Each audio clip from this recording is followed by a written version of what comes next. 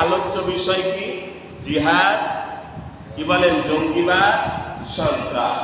তিনটি বিষয়, জিহাদ, জঙ্গিবাদ, সন্ত্রাস। ইসলামে কোনটি আছে, কোনটি নেই, কোনটির কি বিধান। আমরা আগে আয়াত ও হাদিসের দিকে একটু পরে যাব, আগে এই তিনটি বিষয় আগে ক্লিয়ার হয়ে যায়। জিহাদ শব্দের আবিধানিক অর্থ হলো চেষ্টা করা। কি করা? এর মূল অক্ষর জিম হা দাল।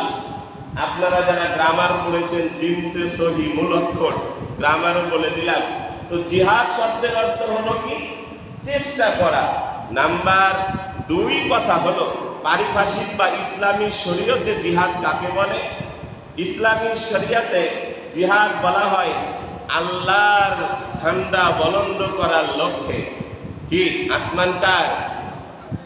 জমিন কার? আপনার হায়াতের মালিককে, আমার হায়াতের মালিককে। আবার আপনি আমি দুনিয়া থেকে যাব কার হুকুমে? ঠিক এই কথাগুলি জমিনে বাস্তবায়ন করার লক্ষ্যে, আল্লাহর দ্বীন কায়েমের লক্ষ্যে মাঠে ময়দানে সশস্ত্রে ঝাঁপিয়ে পড়া। কি বলেন? এইটা হলো ইসলামিক পারিভাষিক অর্থ। জিহাদ হলো আল্লাহর দ্বীনকে সবার উপরে রাখার জন্য, সবার উপরে থাকবে আল্লাহর দ্বীন, এই লক্ষ্যে জিহাদের মাঠে ঝাঁপিয়ে পড়া, এর নাম হলো জিহাদ। এবার আসেন আরেকটা বললাম কি? জঙ্গিবাদ। জঙ্গিবাদের আরবি শব্দ হলো ইরতেহাব। কি শব্দ? ইরতেহাব। ইরতেহাবের আবিধানিক অর্থ হলো নিজের মত প্রতিষ্ঠা করা। কি করা? নিজের মত প্রতিষ্ঠা করা। জঙ্গিবাদের আরবি হলো ইরতেহাব, এর আবিধানিক অর্থ হলো নিজের মত, কি বলেন, প্রতিষ্ঠা করা। ইসলামী পরিভাষায় জঙ্গিবাদ বলা হয়, ইরতেহাব বলা হয় নিজের মত প্রকাশ করতে গিয়ে কাউকে দেখার সময় নাই, প্রয়োজনে হত্যা করবে, প্রয়োজনে গুম করবে, প্রয়োজনে আয়না ঘরে রাখবে, প্রয়োজনে দেশের বাইরে নিয়ে যে আটকায় রাখবে। যেটা করলে নিজের মত প্রকাশ করা যাবে সেটা করার নাম হলো কি? জঙ্গিবাদ বা ইরতেহাব। তাহলে ইরতেহাব শব্দের অর্থ কি? নিজের রায়, নিজের মত প্রতিষ্ঠা করা। আর এটা করতে গিয়ে প্রয়োজনে হত্যা করবে, প্রয়োজনে গুম করবে, প্রয়োজনে কি বলেন কারো অঙ্গহানি করবে, কারো কিছু দেখার আর সময় নাই, ওর একটাই টার্গেট, আমার মত প্রতিষ্ঠা করব, এর নাম জঙ্গিবাদ। নাম্বার 3 সন্ত্রাস। সন্ত্রাসের আরবি অর্থ হলো, আরবি শব্দ হলো হারবুন। হারবুন থেকে সন্ত্রাস, হারবা হারবুন থেকে সন্ত্রাস। এর আবিধানিক অর্থ হলো ত্রাস সৃষ্টি করা। কি করা? মানুষের ভিতরে ত্রাস বা ভয় সৃষ্টি করা, কি একটা আতঙ্ক সৃষ্টি করা, এর নাম হারবুন বা সন্ত্রাস। ইসলামী পরিভাষায় বলা হয় আল্লাহর জমিনে, আসমানের নিচে, জমিনের উপরে আল্লাহর বান্দা বান্দির ভিতরে তার নিজের স্বার্থ হাসিল করার লক্ষ্যে বান্দাদের ভিতরে ভয়, ভীতি, ত্রাস ছড়িয়ে দেওয়া, ফিতনা ছড়িয়ে দেওয়া, এর নাম হলো সন্ত্রাস। তাহলে কয়টি বিষয়? 3টি। একটা কি? জিহাদ। আরেকটা কি? জঙ্গিবাদ। আরেকটা কি? সন্ত্রাস। তাহলে জিহাদ আরবি কথা, জঙ্গিবাদের আরবি হলো ইরতেহাব, আর সন্ত্রাসের আরবি হলো হারবুন। ইরতেহাব, ইরতেহাব হারবুন থেকে। সম্মানিত আল্লাহর প্রিয় বান্দারা, এবার আসেন জিহাদ এর হুকুম কি? ইসলামে জিহাদ করা ফরজ। ইসলামে জিহাদ করা কি বলেন? ফরজ। আল্লাহর অনেক বান্দা, কি হাদি সাহেব অনেক সময় বলে কেন ওখানে প্রতিবাদ করা লাগবে? এর সহজ অর্থ কি? জিহাদের সহজ অর্থ প্রতিবাদ করা। চোখের সামনে অন্যায়, সঙ্গে সঙ্গে প্রতিবাদ, এর নামই তো জিহাদ। কি বলেন? আসেন আমি পরে আয়াত থেকে বলছি। তাহলে জিহাদের হুকুম হলো ফরজ। জিহাদের হুকুম কি? ফরজ।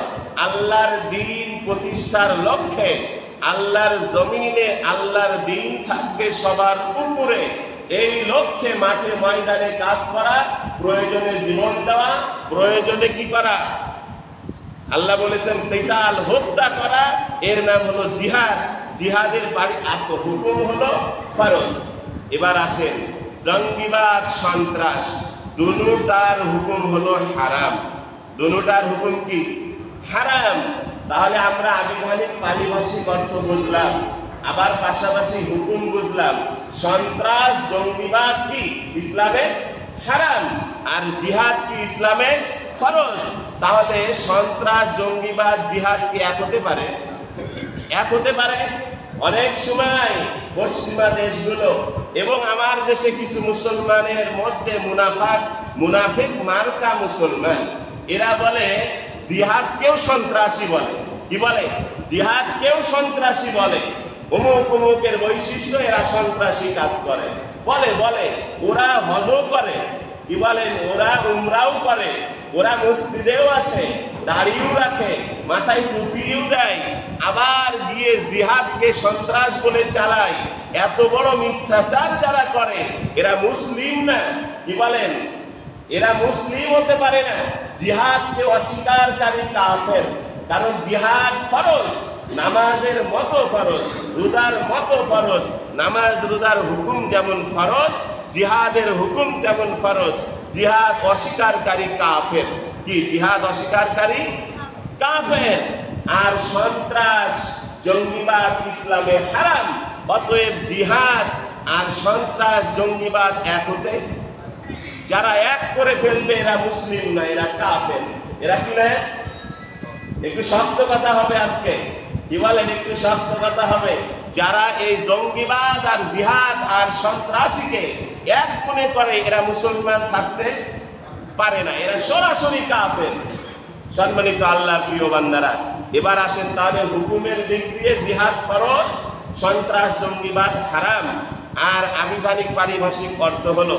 এবার আসেন দেখেন, ইসলাম জিহাদকে সাপোর্ট করে, বরং ফরজিয়াতের হুকুম দিয়েছে, আর সন্ত্রাস আর জঙ্গিবাদকে হারাম আখ্যায়িত করে সেটাকে নিষেধ করেছে।